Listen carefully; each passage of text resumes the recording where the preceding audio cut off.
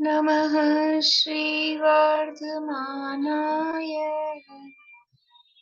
निर्धूतकलिलात्मने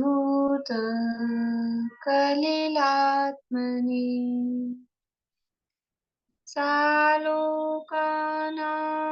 त्रिलोकानां यद्विद्यादर्पणायते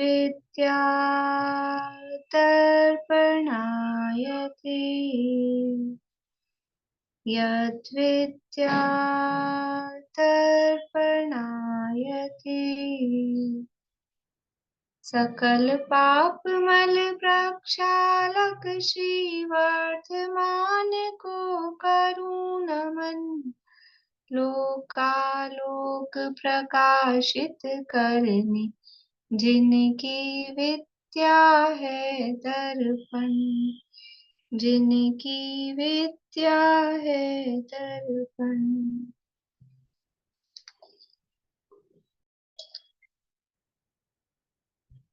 रत्नकरण शावकाचार्य नामक ये ग्रंथ है आचार्य महाराज समंतभद्र स्वामी द्वारा रचित।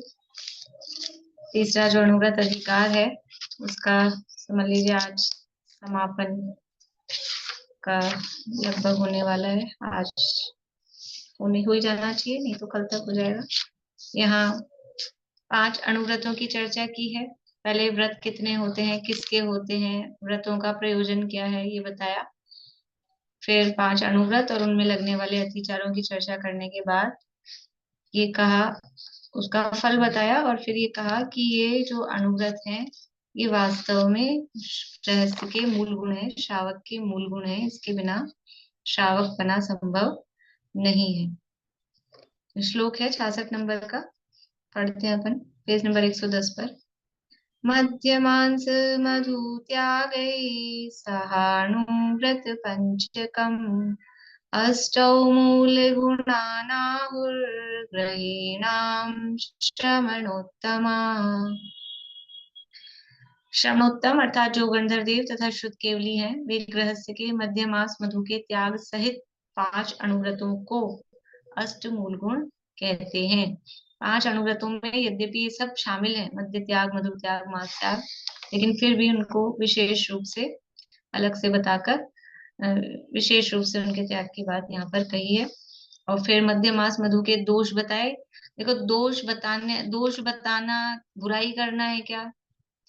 तो छेड़ाला मिलका है, बिन जाने ते दोष गुणन को कैसे तजिए गई है। यदि दोषों को जानेंगे नहीं तो छोड़ेंगे कैसे, और गुणों को जानेंगे नहीं तो ग्रहण कैसे करेंगे। इसलिए वो मध्य में क्या दोष है, मास में क्या दोष है, मधु में क्या दोष है, वो दोष बताए। तो दोष जब दोष बताते हैं तो अपने आप ही खाने का भाव नहीं रहता। किसी को ये मत कहो कि होटल में खाना मत खाओ, पर उसको एक बार बता दो ये जो बन रहा है ये ऐसे बन रहा है, देख लो आप ये कैसे कैसे बन रहा है।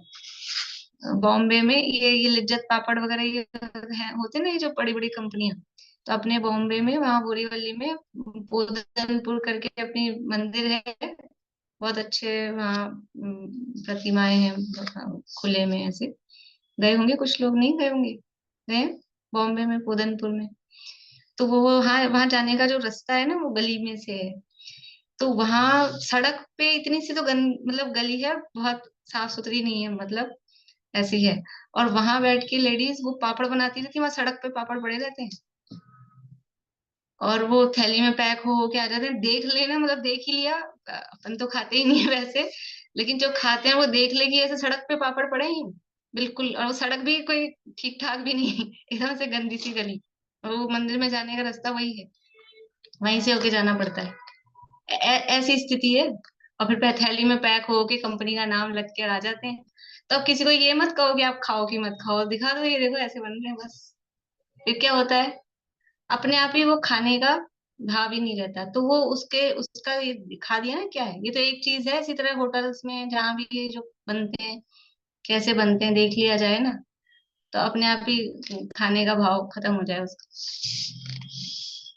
तो वहां यहाँ मध्य मास मधु के दोष बताए, तो दोष बताए तो वो अपने आप ही जीवों को उसके त्याग की भावना जागृत हो जाती है। वो खाने योग्य नहीं है, महान हिंसक है, महान आसक्ति का परिणाम अशुभ भाव और आसक्ति का परिणाम राग की मोह की अति तीव्रता उसमें होती है। तो अंतरंग दोष भी है, बहिरंग दोष भी उसमें होता है। ये बताने के बाद में फिर हिंसा के त्याग की विशेष रूप से प्रेरणा दी। अनेक प्रकार से तर्क कुतर्क, सामने वाले की तरफ से कोई क्या क्या कुतर्क कर सकता है, ऐसे कुतर्कों को उठाकर कि किसी भी तरह से, और फिर इतनी सारी 13 उपमाएं दी कि दुनिया उलट की पुलट हो जाए, जो नहीं होने योग्य काम है वो भी हो जाए, लेकिन कभी भी कहीं भी किसी भी कीमत पर हिंसा में धर्म नहीं हो सकता। जिस कार्य में हिंसा हो रही है वो धर्म नहीं हो सकता, क्योंकि धर्म है वो वीतराग का स्वरूप है, और हिंसा है वो राग द्वेष स्वरूप है, दोनों अपोजिट हैं। इसलिए हिंसा में धर्म नहीं हो सकता। ये कह के फिर सामने वाले ने ये बात पकड़ ली कि हिंसा में धर्म नहीं हो सकता, तो फिर हम मंदिर ही नहीं बनाए, क्योंकि मंदिर तो बिना हिंसा के बनता ही नहीं है। ये बिल्कुल ऐसा कनेक्टिंग चल रहा है, हेडिंग अलग से दिया है लेकिन एकदम से नई बात नहीं आई है। जब आपने ये कह दिया हिंसा में धर्म कभी भी नहीं हो सकता किसी भी कीमत पे, तो और धर्म तो मंदिर में होता है, मंदिर से होता है, मंदिर माध्यम है धर्म का, तो फिर हम मंदिर ही नहीं बनाए, क्योंकि मंदिर तो बिना हिंसा के बनता नहीं है। ऐसा सामने वाले ने तर्क दिया, तो उसका भी समाधान किया। क्या क्या तर्क दिए? यदि ये कोई कहता है कि मंदिर बनाने में हिंसा होती है इसलिए मंदिर बनाना नहीं चाहिए, नहीं मंदिर बनाना है, क्या तर्क दिया? थोड़ा सा अपने को ख्याल रहना चाहिए कि तर्क भी। बोलिए आभा जी। उनको यह तर्क दिया कि यदि तुम मंदिर बनाने में हिंसा करते हो तो फिर तुम अपना घर भी मत बनाओ, अपने लिए होम थिएटर बाग बगीचे बनवा, तो ये सब मत बनवाओ, तब मंदिर भी मत बनवाओ, फिर ठीक है। अगर तुम ये सब घरेलू काम करते हो तो मंदिर बनवाने में कोई दोष नहीं है। मंदिर बनवाने से धर्म की प्रभावना होगी, लोग मंदिर जाएंगे, और तुम भी जाओगे देखने के लिए कि मैंने मंदिर बनवाया, तो चलो मंदिर के दर्शन कराते हैं। इससे धर्म की प्रभावना ही बढ़ेगी। बढ़िया। ठीक है ना, कि यदि तुमने सारे आरंभ का त्याग कर दिया है और किसी भी तरह का कोई आरंभ नहीं करते, तब तो ये वाला आरंभ भी मत करो। आरंभ है, हिंसा हो रही है, लेकिन अगर सारी हिंसा छोड़ दी है तो ठीक है। लेकिन और सारी दुनिया में तो हिंसा करते हो, और सारे तो काम करते हो, और यही हिंसा का दोष बताते हो, तो वहां तो अशुभ भाव है, वहां तो अकेला पाप ही बंद हो रहा है। और यहाँ मंदिर बनवाने से धर्म की प्रभावना होती है, लोग धर्म में लगते हैं, स्वयं भी धर्म में लगते हैं, तो उससे शुभ भाव भी होता है, धर्म का रास्ता खुलता है, धर्म हो सकता है, इसलिए मंदिर बनाना योग्य है। देखिए पेज नंबर 116, ये हो गया था जिन मंदिर अहिंसा धर्म का आयतन है। लास्ट पैराग्राफ पढ़ते हैं 116 पेज पे। अतः ऐसा निश्चित जानना, मिल गया 116 पेज पे लास्ट पैराग्राफ है। अतः ऐसा निश्चित जानना कि जिन मंदिर के निमित्त बिना मोक्ष मार्ग ही नहीं प्रवर्तता है, जिस पुरुष ने जिन मंदिर बनवाया उसने बहुत जीवों का उपकार किया तथा स्वयं का भी बहुत उपकार होता है। दूसरों का तो किया ही, सबसे पहला उपकार तो खुद का ही होता है। जैसा जिन मंदिर बनवाकर दूसरों का उपकार किया, वैसे ही जो कोई किसी को पढ़ा रहा है, समझा रहा है, कोई बात बता रहा है, तो वो दूसरों का उपकार तो हो ही रहा है, वो स्वयं का भी, कि स्वयं भी तो वो पढ़ता सुनता समझता है, स्वयं का भी उपकार होता है। जिन मंदिर बनवाने वाले के स्वयं के परिणाम भी सीधे सही मार्ग में लग जाते हैं, वह विचार करता है मैंने वीतराग जिनेन्द्र का मंदिर बनवाया है, और अब यदि मैं अन्याय के मार्ग पर चलूंगा तो जगत में मेरी निंदा होगी। अभी भले इसी इसी प्रयोजन से कि अपन ने ये काम किया, अपना ये नाम अपन ऐसा, जैसे कभी होता है ना, ये अपना परिवार ऐसा है, या अपना समझ लो कुल की परंपरा ऐसी है, अपने कुल का ऐसा नाम है, यही सोच के बहुत लोग अन्याय के मार्ग पे चलने से बच जाते हैं। तो ठीक है, भले ही वो कुल अपेक्षा बचते हैं, लेकिन वो कुल उनके उस अन्याय को रोकने में, गलत काम को रोकने में निमित्त बन जाता है।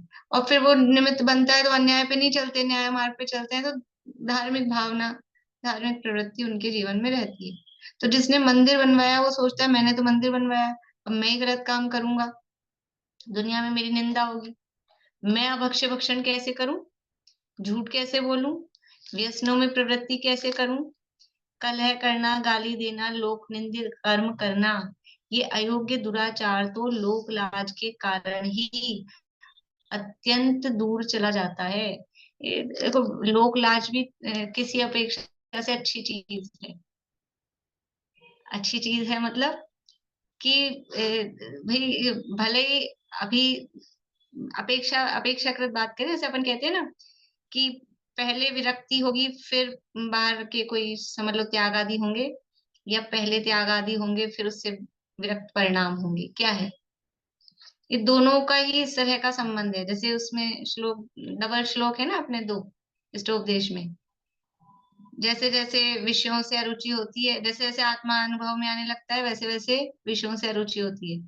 जैसे जैसे विषयों से अरुचि होती है, वैसे वैसे आत्मा अनुभव में आने लगता है। वैसे ही कि इधर अपने विरक्ति के परिणाम नहीं है, लेकिन लोक लाज के वश, किसी प्रयोजन वश, किसी के कहने में, मजबूरी में, किसी के समझ लो लिहाज में कुछ गलत काम नहीं कर रहे, कुछ त्याग आदि करे, तो वो भी अच्छा है किसी अपेक्षा से।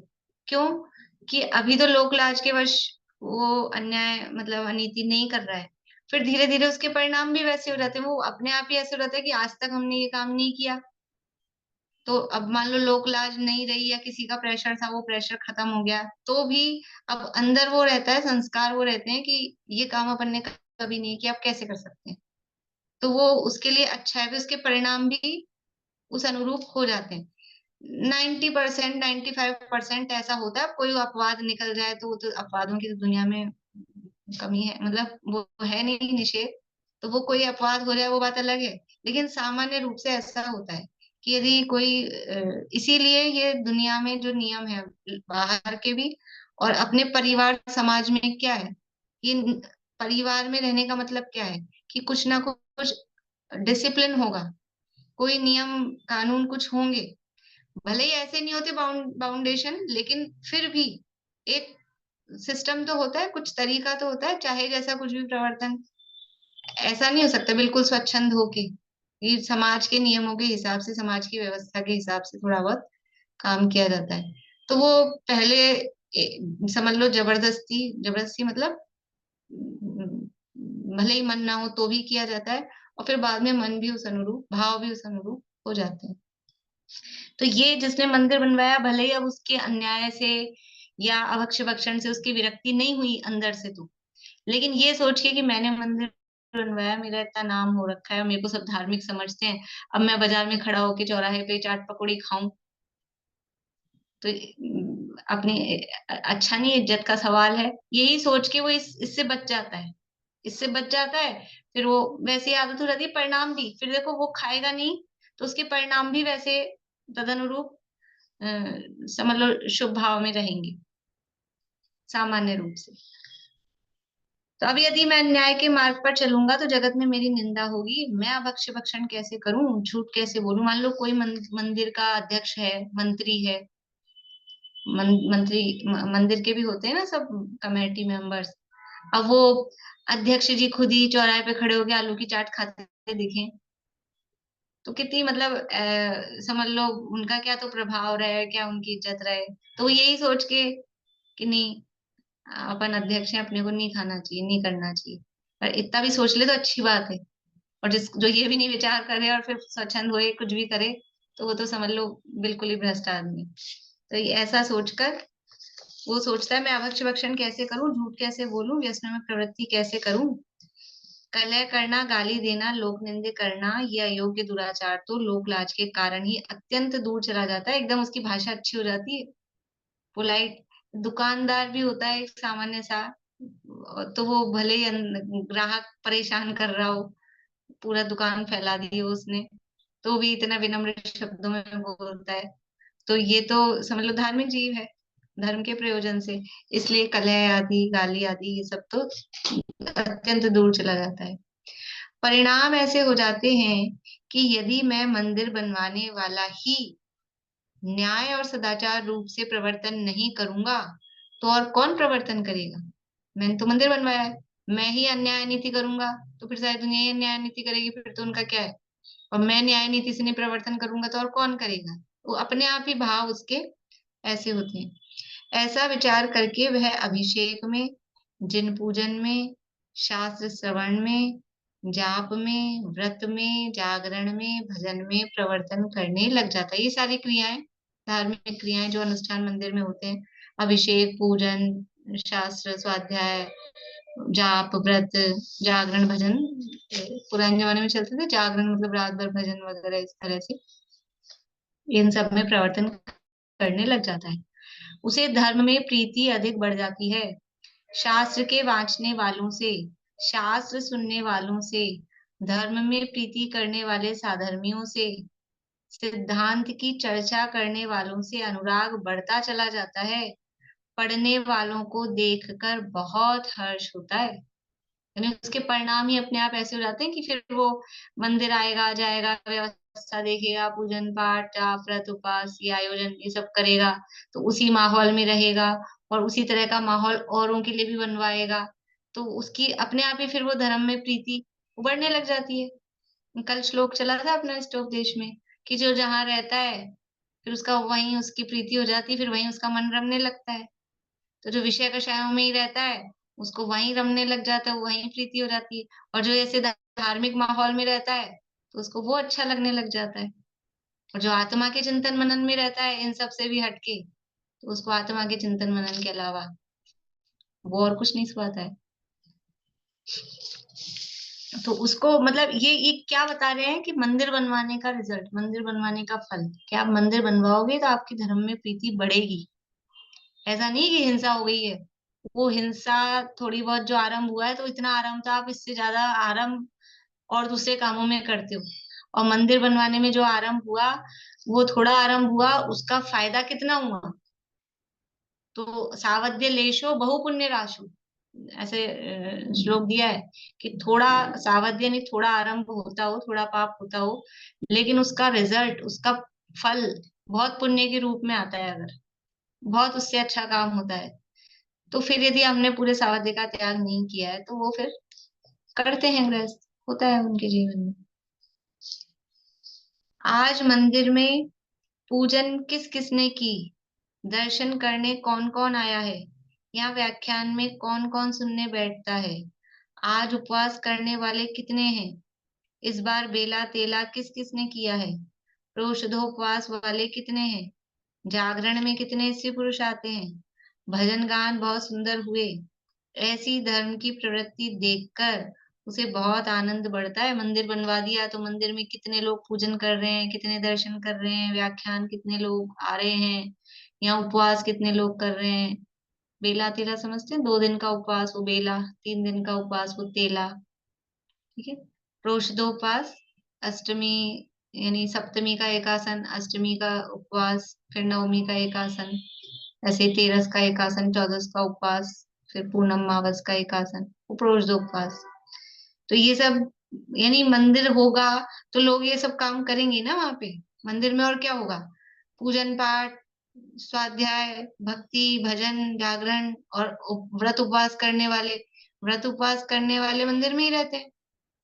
व्रत उपवास करने का प्रयोजन और वास्तव में कर्तव्य ये है कि घर गृहस्थी में जाना ही नहीं, मंदिर में ही अपना समय निकालना है। घर में जाएंगे तो ना तो भाव वैसे रहते हैं, फिर वो प्रमाद भी आता है, और आरंभ में परिग्रह में इसमें जुड़ जाते हैं। तो वो मंदिर में रहकर, मंदिर में रहे हैं तो कितने लोगों ने उपवास किया है, 2 दिन का किया, 3 दिन का किया, 5 दिन का किया, ये सारी बातें देखकर उसको बहुत आनंद आता है।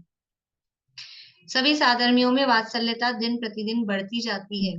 हजारों स्त्री पुरुषों में धर्म का प्रभाव जैसे जैसे प्रकट बढ़ता जाता है, वैसे वैसे उसका धर्मानुराग भी बढ़ता चला जाता है।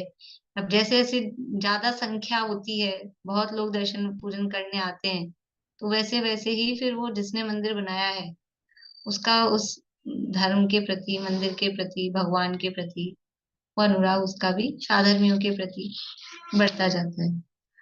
ग्रहाचार के नुक्ता व्यवहार, विवाह करना, वस्त्र बनवाना, आरंभ आभरण बनवाना, अपने रहने की जगह में मकान बनवाना, चित्राम करवाना, सोना लगवाना इत्यादि राग के बढ़ाने वाले पाप कार्यों में तो प्रीति घटती जाती है।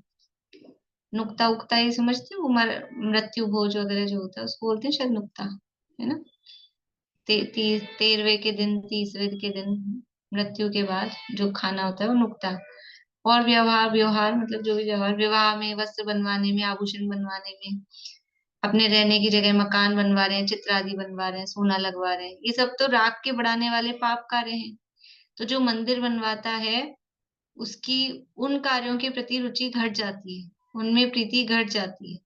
वो तो सब पाप के काम है। अब मंदिर बनवाया है तो एक स्थान हो गया कि आपको शुभ भाव के लिए कोई आयतन, कोई स्थान, कोई प्लेस, कोई जगह अपने उपयोग को लगाने के लिए मिल गई। नहीं तो फिर तो खुद ने नहीं बनाया होता है तो फिर इतना कौन इन्वॉल्व होता है? ठीक है, कौन आ रहा है दर्शन करने, कौन नहीं आ रहा है, मंदिर में क्या हो रहा है, इतना दिमाग नहीं लगाते। और जहाँ अपनापन हो जाता है कि खुद ने बनवाया है, तो वहां विशेष उसकी प्रीति हो जाती है। तो फिर घर गृहस्थी के काम से पहले ये काम दिखता है, उसमें विशेष अनुराग हो जाता है, वो सब सेकेंडरी हो जाते हैं। तो घर गृहस्थी के जो काम है, पाप कार्य हैं, उनमें तो प्रीति घटती जाती है। अब इन्हें करने से क्या प्रयोजन है? कौन को दिखाना है, किसको दिखाना है? अरे देखो कैसा भाव, कौन को दिखाना है? कि हम ऐसा मकान बनवाएं, कि ऐसे चित्र लगाएं, कि ऐसे घर में ये जड़वाएं, वो जड़वाएं। फिर एक ही लगता है मंदिर में कराएं, जो कुछ कराएं, कुछ भी कहीं जाएंगे, ये चीज अच्छी लग रही है, अपने मंदिर के लिए भी ले लो, अपने मंदिर में भी ऐसा होना चाहिए, ऐसा चित्र अपने मंदिर में ही बनवाना चाहिए। तो मंदिर में कराने के भाव आते हैं। नहीं तो फिर क्या होता है, कहीं भी जाओ, अपने घर में ये होना चाहिए, वो होना चाहिए, वो झाड़ फूक फानूस और वो घर में लगाने के भाव आते रहते हैं। तो वो घर की जगह मंदिर में लगा करने का आता है। और घर के लिए क्या विचार आ रहा है कि अब इन्हें करने से क्या प्रयोजन है, कौन को दिखाना है, ये सभी कार्य पाप के कारण है, निंद्य है, ऐसा वैराग्य आ जाता है। घर गृहस्थी के में जो भी काम है, सजाने संवारने के और आयोजनों के, उनके प्रति तो विरक्ति हो जाती है। और मंदिर के जो भी काम है उसके संबंध में, वहां पर फिर प्रीति बढ़ जाती है। शर्म लगती है कि इन पाप के कार्यों को कहाँ किसे दिखाऊं। ये अपने जो घर गृहस्थी के काम है उसमें तो शर्म लगती। देखो सच्चे जो वास्तव में ज्ञानी है, सज्जन पुरुष हैं, उनको ये अपनी ये जो दुनिया का, जिसे दुनिया वैभव कहती कहती है, वो तो उसको वैभव मानते नहीं। बाहरी धन संपत्ति को समझदार लोग, ज्ञानी लोग, वो अपना वैभव नहीं मानते, लेकिन दुनिया उनको वैभव कहती है उसका। तो वो उनको तो शर्म लगती है कि ये है, वो तो नीचे नैन, ऐसा है वो, एक श्लोक आता है, देने वाला देत है, देत रहे दिन रैन, और लोग भरम मेरा करें, याते नीचे नैन। वो एक अपने इन्हीं में किसी का आता है, जैनों में कोई दीवान वगैरह थे, तो वो क्या करते थे कि रात में घूमते थे छद्म छद्म वेश में, मतलब ऐसे वेश बदल के, और जो कोई भी दीन दुखी गरीब दिखे राज्य में, तो उसके घर चुपचाप से गेहूं की बोरियां भिजवाते थे, और उसमें मोहरे डाल के और गेहूं की बोरियां भिजवा देते थे। तो लोगों को पता लगा, किसी को पता लग गया कि ये ऐसा करते हैं दीवान साहब जैन, सच्ची घटना है। तो लोग उनकी वाहवाही कि आप बहुत महान हो, आप बहुत महान हो, आपकी कृपा है। तो क्या बोलते हैं, देने वाला देत है, ये जो तुमको मिल रहा है ना, ये मैं नहीं देता हूँ। कौन देता है? कौन देता है? राजा। कि तुम्हारा ही पुण्य का उदय होगा तो ही मेरे भाव आएंगे, देने के भाव। जिसके जितना पुण्य का उदय होता है, अपने को उसको उतना ही देने का भाव आता है। किसी को कोई मिल जाए रेड लाइट पे, किसी को देने का भाव आ जाता है, किसी को देने का भाव नहीं आता है। क्यों? उसका भी तो उदय चाहिए, उसका उदय चाहिए, उसके हिसाब से निमित्त अपने यहाँ भाव बनते हैं। तो कहते हैं देने वाला देत है, देत रहे दिन रैन। जो देने वाला है वो तो तुम्हारे कर्म का उदय है, वो देता है दिन रात। और लोग भरम मेरा करें, लोग भ्रम कर रहे हैं कि मैं दे रहा हूँ, इसलिए मेरे नैन नीचे हैं। लोग बोलते हैं आप दीवान साहब आप नजरें क्यों झुका के रखते हो, हम तो आपके गुणगान गा रहे हैं और आप नीचे नजर करके खड़े हो कि मैं देने वाला ही नहीं हूँ। तो ऐसे ही उसको तो मतलब उस जो दुनिया के ऐसे जो काम है, बारी ठाट बाट दिखाने के काम है, उसमें शर्म लगती है, नजरें नीची हो जाती है कि इन पाप के कार्यों को कहाँ किसे दिखाऊं। यदि इतना धन मंदिर में लगा दूं तो बहुत जीवों का बहुत समय तक धर्म में अनुराग बढ़ जाएगा। बहुत सारे हीरा मोती जवाहरात पहन पहन के, तो वो शर्म आती है कि अरे इतना ये क्या दिखाना किसी को। ऐसा सोचता है वो कि किसे दिखाऊं, इतना धन यदि मंदिर में लगा दूं तो बहुत जीवों का बहुत समय तक धर्म में अनुराग बढ़ जाएगा। ऐसा विचार करके जो भी धन खर्च करता है वह मंदिर के उपकरणों में सिंहासन, छत्र, चमर, भामंडल, घंटा, ठोना, कलश, थाल, रकाबी, झारी, समौचन आदि अनेक उपकरण, स्वर्ण, चांदी, कांसा, पीतल के उपकरणों में धन लगाकर अपना तथा धर्मात्मा लोगों का धर्म में अनुराग बढ़ाता है। देखो इससे क्या होता है, एक ऐसे कमरा सा हो और वहां भगवान विराजमान कर दो सीधे से, और एक बढ़िया वेदी हो, अच्छा छत्र चमर भामंडल हो, और कुछ चित्रकारी आकर्षक हो, क्या फर्क पड़ता है भगवान के दर्शन करने की? बात तो सही है, भगवान के दर्शन करने, लेकिन हम अपने घर को ऐसे ही रखते हैं क्या? बस चार दीवारें खड़ी कर ली और एक ऊपर से छत डाल दी और बस एक तख्ता लगा लो कि उसको बिल्कुल वेल फर्निश्ड एकदम, एक एक चीज कितना दिमाग लगाते हैं, कितना खोजबीन करते हैं, कैसे पसंद करते हैं और फिर घर बनाते हैं कि वो अच्छा लगे, आते ही आकर्षक लगे। तो मंदिर भी ऐसा है कि क्योंकि प्रभावना का निमित्त होता है ना, जैसा समव शरण का प्रतीक है, तो समव शरण कैसा है? देखो पुनीत है, एक एक चीज ईंट चूने मिट्टी पत्थर की नहीं है, एक एक चीज वो स्फटिक मणि, सोना, चांदी, ये रत्नों की सब वहां, धूल भी पड़ी होती है, धूलिसाल कोट समव शरण में। धूलिसाल कोट का नाम सुना है कि नहीं? 8 भूमियां होती हैं, 4 कोट होते हैं, 5 वेदियां होती हैं। तो पहला कोट है परकोटा, पढ़ा था कि नहीं अपन ने समर शरण की रचना? ऐसे चेहरे तो ऐसे दिख रहे हैं कि नाम ही पहली बार सुन रहे हैं। तो वो धूलिसाल कोट का मतलब क्या है? वहां धूल पड़ी है, किसकी धूल पड़ी है? रत्नों की धूल भी वहां कौन सी है? रत्नों की धूल है। तो वहां इतना वैभव है, सब कुबेर द्वारा उसकी विक्रिया से बना हुआ है। तो फिर हमारे मंदिर ऐसे क्यों? और घर तो हम टिप टॉप फनाफन 5-10 करोड़ रुपए लगा के घर बनाए, और मंदिर ऐसा कमरे में बस आले में भगवान विराजमान कर दिए। ऐसा क्यों? मंदिर भी बराबर ऐसा हो कि लोग देखते ही कहें कि क्या ये जैनों का धर्मायतन है, धर्म स्थान है। तो वो जो भी धन खर्च करता है वह मंदिर के उपकरणों में सिंहासन, छत्र, चमर, भामंडल, ठोना, कलश, घंटा, थाल, रकाबी, झारी, संवरण आदि अनेक उपकरण, ये सब सोना चांदी मतलब उत्तम जो भी धातु हैं, सोना चांदी कांसा पीतल, ये सब उत्तम धातुएं कहलाती हैं, उनमें धन लगाकर अपना तथा धर्मात्मा लोगों का धर्म में अनुराग बढ़ाता है। गदेला, चांदनी, पर्दा, सायवन, बिछावन इत्यादि द्वारा साधर्मी धर्म सेवन करने वालों की बड़ी वैयावृत्ति होती है। गदेला क्या होता है? गद्दा को बोलेंगे क्या गदेला? है ना शायद। और चांदनी, चांदनी जो ऊपर वो क्या बोलते हैं अपने यहाँ? चंदोवा, चंदोवा बोलते हैं ना उसको, यहाँ चांदनी का है भगवान के ऊपर चंदोवा लगाते हैं ऊपर एक कप, वो चंदोवा। पर्दा, सायवान, सायवान क्या चीज है? बिछावन तो जो बिछायत जो हो रही है, इनके द्वारा साधर्मी धर्म सेवन करने वालों की, मतलब ये सब अच्छे से वहां व्यवस्था हो, तो जो भी वहां आके बैठेंगे, चटाइयों की व्यवस्था हो, चौकियों की व्यवस्था हो अच्छे से, जो भी पर्दा, पर्दे का मतलब है कि मंदिर में पर्दा अनिवार्य होता है। पर्दा मतलब ये लकड़ी का जो भी पार्टीशन, जैसे लकड़ी का होता है ज्यादातर, कपड़े की बजाय वो लकड़ी का ही होता है। तो वो भगवान, क्योंकि हम दर्शन पूजन कर रहे हैं वो भगवान के सामने, और अगर स्वाध्याय आदि हो रहा है कुछ, या इस तरह के भजन उपदेशी भजन टाइप हो रहे हैं, तो भगवान के आगे पर्दा लगा दिया जाता है। भगवान के सामने बैठकर भी उपदेश नहीं होता है, वो पर्दा लगाकर ही उपदेश, मतलब प्रवचन यदि हो रहा है तो वहां गेट है तो गेट बंद करके, मतलब पुराने जो मंदिर है, अंदर मंदिर है बाहर चौक टाइप ऐसा होता था ना, तो वो गेट बंद कर दें या पर्दा लगा दें, भगवान के सामने ही वहां नहीं होता है। तो ये सारी चीजें वहां पर चाहिए होती है।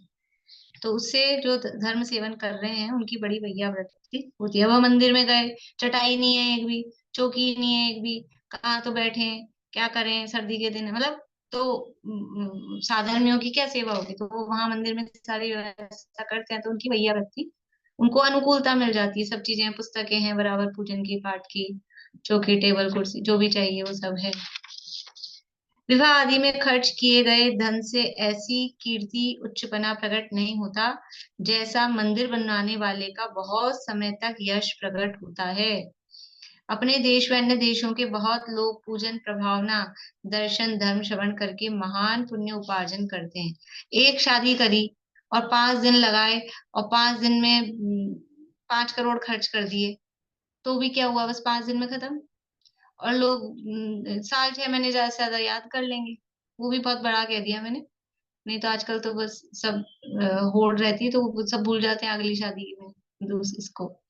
और एक मंदिर बनवा दिया तो कितने साल तक चलेगा, 100, 200, 300, 400, 500, कितने साल तक वो धर्म प्रभावना उसके माध्यम से होती रहेगी। और हजारों लोग शादी में, तो आप खाली जिनको बुला रहे हो 500, 700, 1000, इतने लोग आपके रिश्तेदार, और मंदिर में कितने सारे साधर्मी, कब का वो कहाँ कहाँ के, वो आके वो धर्म सेवन वहां पर करेंगे, महान पुण्य उपार्जन करते हैं।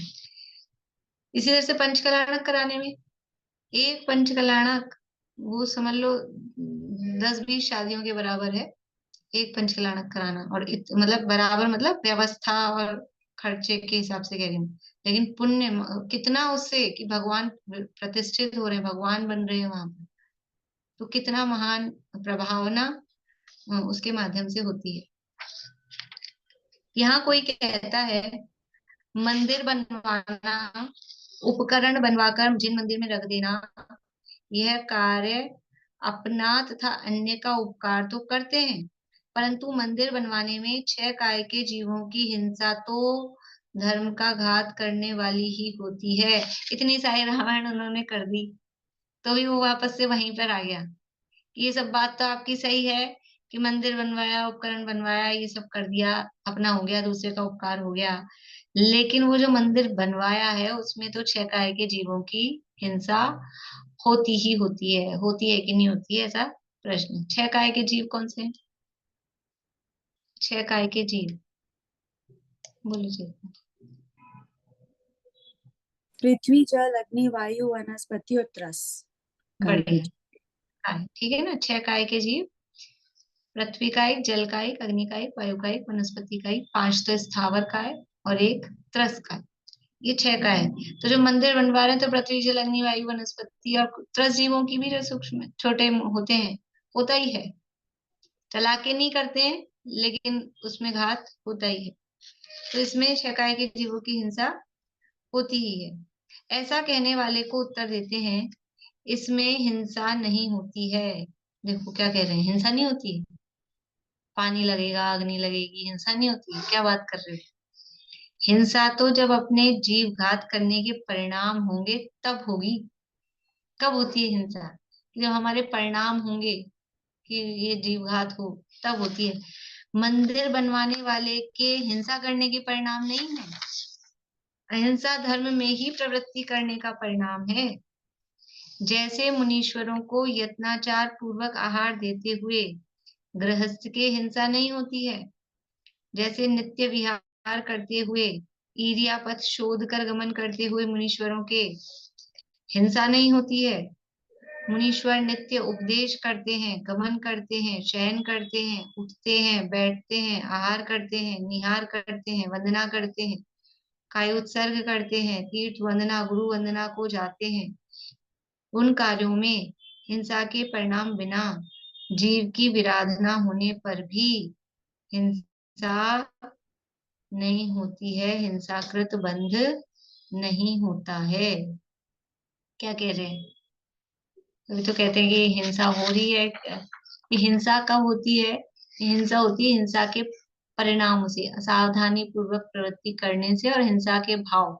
हिंसा के भाव क्या है, कि अंदर में वो क्रोध, मान, माया, लोभ, विषय कषायों के ये जो परिणाम चल रहे हैं, मोह, राग, द्वेष के परिणाम चल रहे हैं, उससे हिंसा होती है। अब यहाँ अहिंसा, देखो इसको थोड़ा व्यवहार रूप से ही समझना।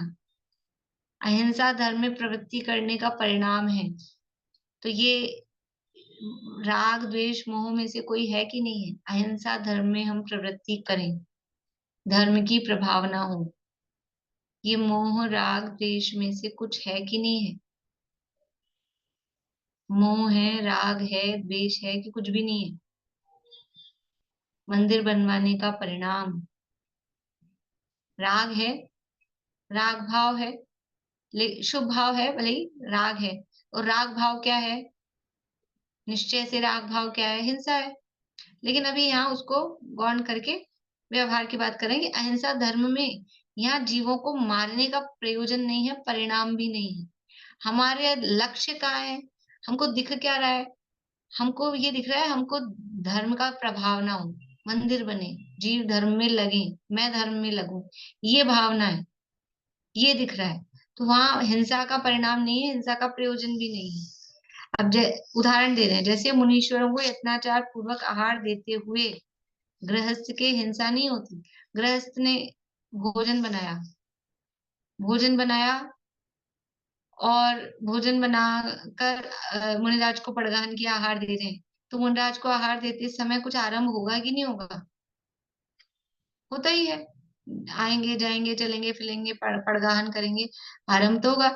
लेकिन गृहस्थ को हिंसा का पाप लगता है क्या? उसको तो पुण्य का बंध हो रहा है।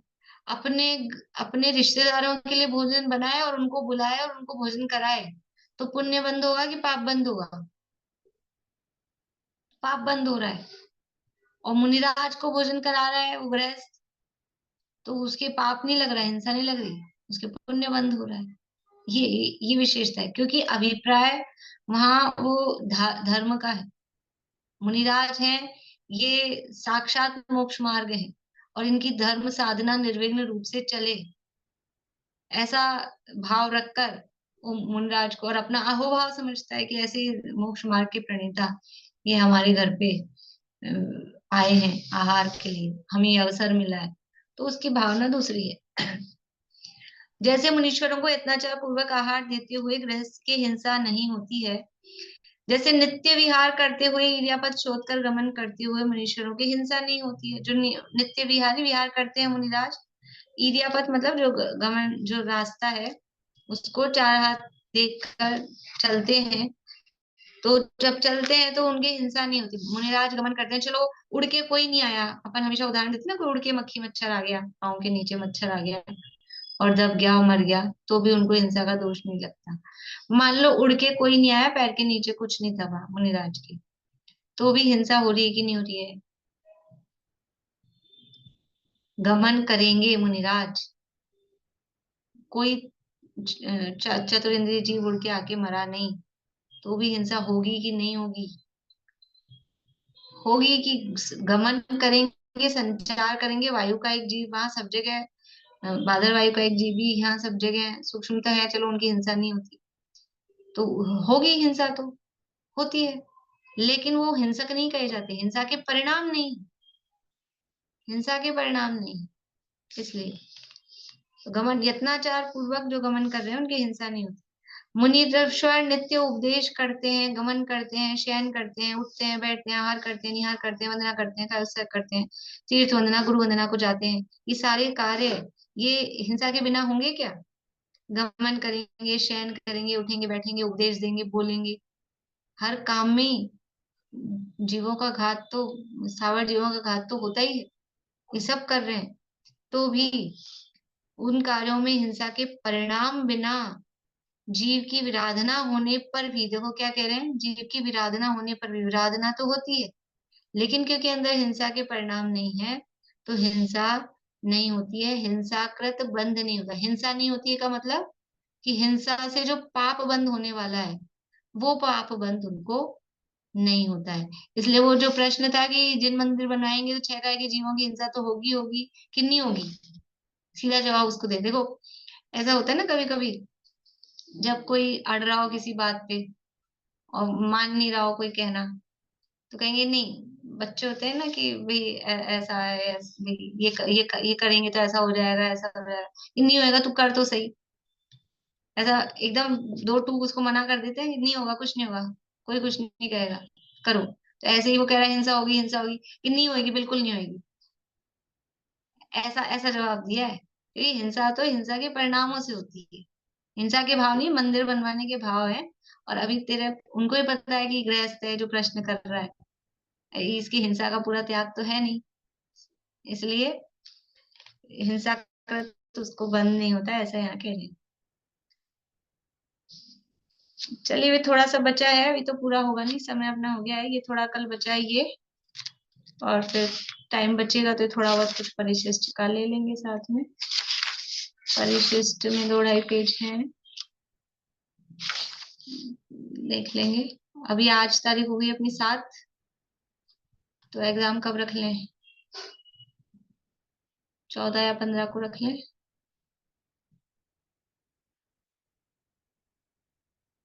ठीक है ना? एक संडे आ जाएगा बीच में।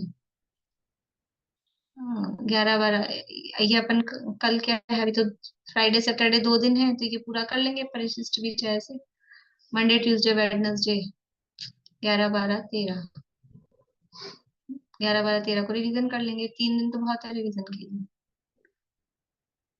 14 तारीख रख लें, थर्सडे, ठीक है?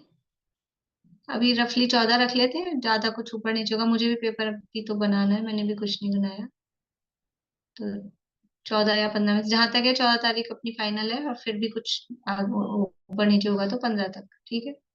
ये अपन पेपर आप लोग तैयारी चालू कर ही दी होगी और करने लग जाए, तो इसका पेपर अपन रख लेंगे, ठीक है? जय